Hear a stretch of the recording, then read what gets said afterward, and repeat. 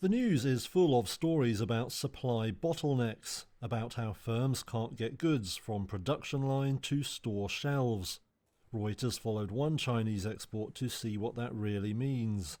These game controllers start life in a factory in China's Guangdong province. From there they go on to ships headed for the US. Final destination, big-name stores like Best Buy and Walmart. Or at least that's the theory.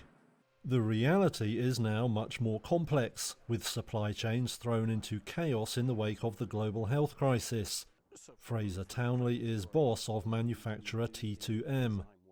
It's impossible to get containers, and once you've got the containers it's impossible to get the drivers, and once you've got the drivers it's impossible to get things scheduled and timed and what have you. So logistics has been something we've never experienced before.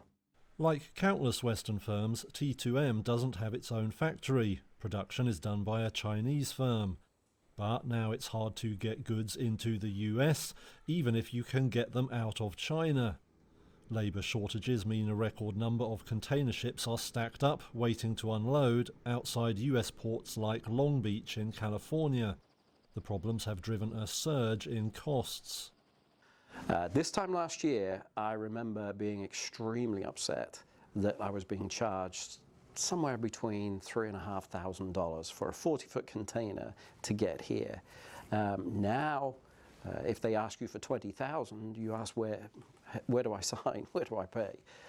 It's crazy.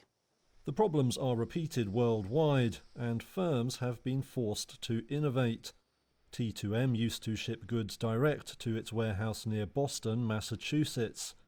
Now they have to go overland from California, a more expensive route. All these problems add to costs and are a big factor behind soaring consumer prices worldwide. Now the White House has a task force looking at ways to ease the logjam. Like firms everywhere, T2M just hopes its products get to the shelves in time for festive season shoppers.